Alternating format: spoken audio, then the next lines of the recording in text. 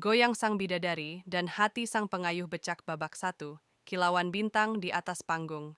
Namanya dielu-elukan di seluruh pelosok negeri, Laila Bintang. Dengan julukan bidadari panggung, setiap alunan suaranya dan goyang rembulannya selalu menghipnotis jutaan pasang mata. Hidup Laila adalah gemerlap lampu sorot, mobil mewah, dan jadwal penerbangan yang padat. Di usianya yang baru menginjak 25 tahun, ia telah mencapai puncak karier. Namun, ketenaran membawanya pada kesepian akut. Ia lelah dengan senyum palsu di industri, lelah dengan pria-pria kaya yang mendekat hanya karena ia adalah Laila Bintang. Jauh di lubuk hatinya, ia merindukan sesuatu yang tulus dan membumi. Babak 2, perhentian di kota kecil. Suatu malam, dalam perjalanan tur ke kota-kota kecil di Jawa Tengah, van mewahnya mengalami pecah ban di jalan yang sepi. Malam itu dingin, dan manajernya panik karena sulit mencari bantuan di daerah yang minim sinyal. Tak lama kemudian, sebuah lampu senter mendekat. Itu adalah Joko, seorang pemuda kampung yang sehari-hari bekerja sebagai teknisi motor kecil dan sesekali mengayuh becak ayahnya. Kaosnya lusuh, tangannya berlumur oli, tapi matanya memancarkan ketenangan. "Permisi, ada masalah, Mas?" Tanya Joko dengan logat Jawa yang kental dan lembut, tanpa menyadari siapa yang ada di dalam van. Manajer Laila, Mas Didin, segera menjelaskan. Joko hanya tersenyum tipis. Dengan peralatan seadanya dari kotak becaknya, ia mulai bekerja. Dalam waktu kurang dari setengah jam, ban telah terganti. "Berapa biayanya, Mas?" Tanya Mas Didin sambil merogoh dompet tebalnya. Joko menggeleng. "Tidak usah, Mas. Hanya ganti ban, bukan bongkar mesin. Sudah kewajiban sesama di jalan." Laila, yang sejak tadi hanya mengamati dari balik kaca gelap, terkesima. Di dunia yang selalu menuntut bayaran, ketulusan Joko terasa asing, dan karena itu sangat berharga. Babak 3, jalinan hati yang sederhana. Sebelum pergi, Laila turun dan menghampiri Joko. "Terima kasih, Mas," ucapnya. "Sama-sama, Mbak. Semoga lancar perjalanannya," jawab Joko. "Saya Laila, ini nomor saya. Tolong kirimkan nomor rekeningmu, saya harus mengganti usahamu," desak Laila, menyelipkan kartu nama mewahnya. Joko awalnya menolak, tapi akhirnya menyerah. Ia mengirim pesan singkat, bukan dengan nomor rekening, melainkan, "Tidak usah, Mbak Laila. Sudah cukup gembira melihat mobilnya bisa jalan lagi. Salam dari Solo." Pesan itu membuat Laila tersenyum tulus untuk pertama kalinya dalam waktu lama. Sejak saat itu, ia mulai menghubungi Joko.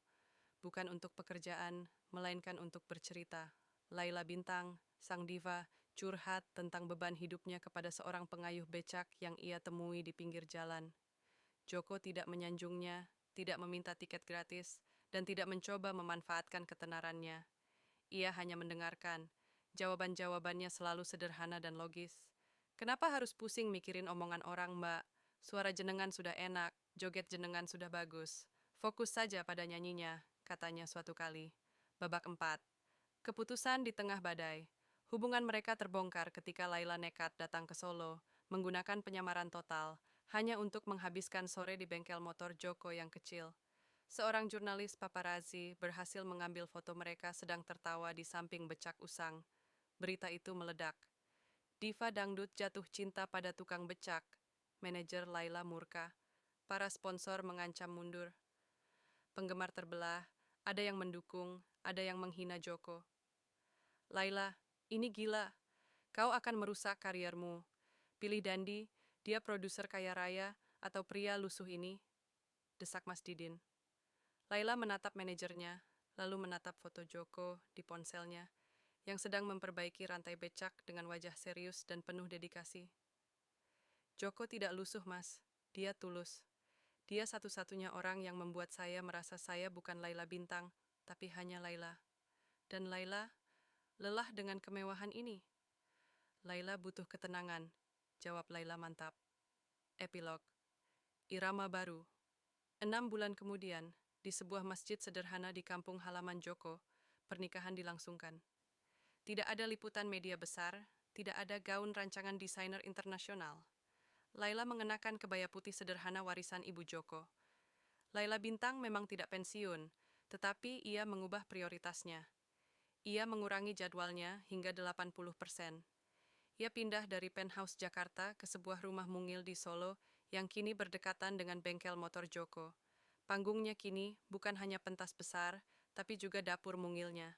Ia masih menyanyi, tapi kini suaranya juga terdengar merdu saat ia bersenandung sambil menemani Joko menghitung pemasukan hari itu. Saat tur sesekali ia jalani, suaminya tidak lagi mengayuh becak.